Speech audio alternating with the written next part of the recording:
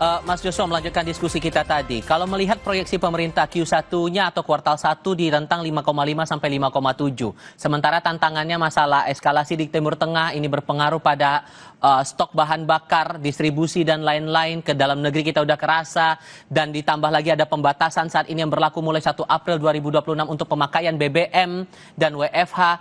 Kontraksi terhadap pertumbuhan ekonomi kita di Q1 dan Q2 bakal sejauh mana analisis Anda? Ya, saya pikir memang dampaknya kepada pertumbuhan ekonomi kuartal 1 relatif marginal ataupun minimal ya. Karena kalau kita melihat sampai dengan beberapa data yang sudah dirilis oleh survei dari Bank Indonesia ataupun Kementerian Keuangan menunjukkan bahwa masih terdapat potensi peningkatan aktivitas ekonomi di kuartal 1. Mengingat juga ada ada faktor musiman ya, ada Ramadan, Lebaran, sehingga makanya ini akan, dan juga pemberian THR dan kepada ASN dan juga private gitu ya, swasta. Sehingga ini kami tetap melihat bahwa kondisi aktivitas ekonomi di kuartal 1 masih relatif solid ya. Kemungkinan masih di kisaran 5,3 sampai dengan 5,4%. Namun memang tentunya kami melihat bahwa dampaknya ini akan berpengaruh ya kepada kondisi pertumbuhan ekonomi di kuartal kedua ya, mengingat karena tadi faktor musimannya bergeser dari yang sebelumnya, tahun-tahun sebelumnya masuk di kuartal kedua, di tahun ini masuk di kuartal 1, sehingga makanya faktor pendorong di kuartal kedua tahun ini akan relatif terbatas gitu ya, sehingga ini tentunya akan bisa mempengaruhi juga dari sisi aktivitas ekonomi di kuartal 2 dan juga kuartal 3 ke tahun ini.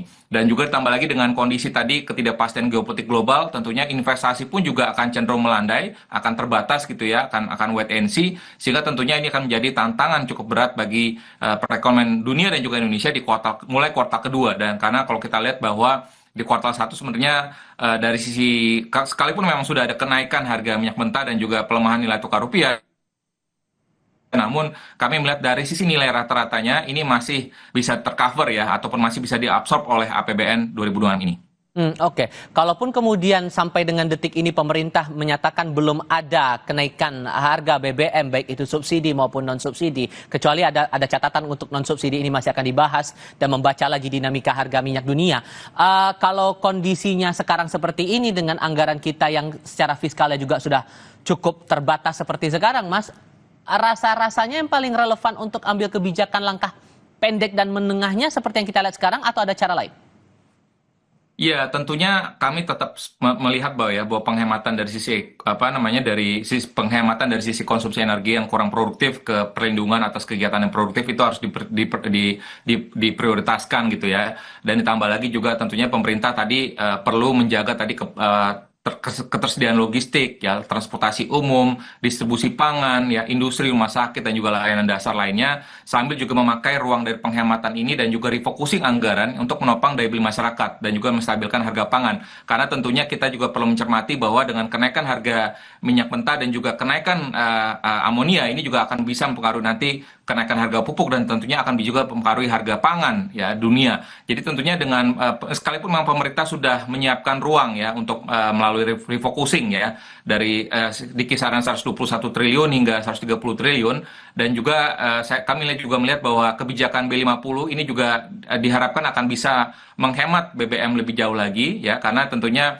ini penghematannya dengan peningkatan dari menjadi B50 tentunya ini akan bisa menghemat BBM fosil kurang lebih sekitar 4 juta kiloliter ataupun senilai 48 triliun gitu ya, dan juga serta tadi mendorong efisiensi perjalanan dinas dan juga belanja seremonial. Jadi ya saya pikir ini sudah cukup tepat gitu ya, tapi tentunya tadi kami melihat bahwa dari sisi dampak negatifnya tentunya ini akan berdampak cukup negatif ya kepada perusahaan BUMN yakni Pertamina dan juga PLN ya. Tentunya ini akan menggerus lagi keuangannya gitu ya, karena tentunya dengan adanya belum adanya perubahan ataupun penyesuaian harga BBM baik itu non subsidi ataupun subsidi, maka ini tentunya akan merefleksikan langsung kepada potensi penurunan kinerja dari sisi keuangan perusahaan-perusahaan BUMN yakni Pertamina dan juga PLN. Oke, satu pertanyaan lagi, mungkin ini penegasan saja sifatnya, disingkat saja Mas. Dengan tantangan seperti ini, daya beli kita juga akan jadi challenge di situ. Masih ada harapankah untuk bisa menggerek itu semua, bahwa daya beli masyarakat tidak akan terdampak cukup dalam, walaupun ya apapun sedikit banyaknya dengan mobilitas yang dibatasi, kemudian pembatasan BBM ini akan ngaruh juga ke daya beli masyarakat sedikit banyak ya? Iya, kembali lagi kalau kita bicara sekiranya harga BBM non subsidi ini dinaikkan, tentunya ini akan tidak akan berpengaruh banyak ya kepada masyarakat luas ya. Mungkin masyarakat yang mengkonsumsi BBM non subsidi ini akan cukup dan memang segmennya adalah masyarakat penghasilan tinggi, maka dampaknya tidak signifikan. Namun kami tetap melihat bahwa masyarakat penghasilan menengah ini akan terkena dampak cukup signifikan apabila tadi harga BBM non subsidi ini dinaikkan dan memang kedepannya memang kalau misalkan terjadi gap ya sekalipun sekiranya nanti pemerintah memutuskan untuk menaikkan harga Pertamax dan juga BBM non subsidi lainnya dan juga terjadi gap yang cukup besar, tentunya ini akan ada kecenderungan juga masyarakat akan membeli Pertalite sehingga ini dampaknya pun juga akan cukup signifikan, sehingga makanya pemerintah juga perlu memberikan beberapa skenario ya. Sekiranya memang kalau perang ini berkepanjangan dan tentunya APBN juga tidak bisa menyerap sepenuhnya, maka oleh sebab itu pemerintah pun juga perlu mencarikan jalan keluar, karena untuk masyarakat penghasilan menengah rendah ini pemerintah sudah punya bansos, tapi bagaimana pemerintah menyingkapi agar masyarakat penghasilan menengah ini tidak turun kelas ya menjadi masyarakat miskin, dan sehingga daya beli masyarakat ini bisa tetap terjaga tentunya dengan beberapa stimulus yang lainnya yang diharapkan akan bisa menopang pertumbuhan ekonomi kita di tahun ini. Baik, Mas Joshua Pardede, terima kasih banyak sudah berbagi pandangan bersama kami kali ini. Sehat selalu ya Mas, selamat pagi. Terima kasih. Kompas Bisnis berakhir, namun Sapa Indonesia Pagi masih berlanjut dengan informasi lain. Pada Rabu pagi ini, videografer yang menjadi terdakwa kasus korupsi pembuatan video profil desa di Karo, Sumatera Utara, Amsal Sitopu menjalani sidang putusan.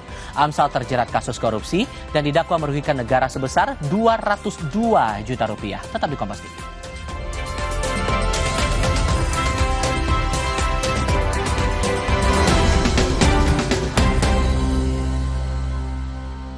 Prabowo Subianto memberikan gelar pahlawan nasional ke 10 tokoh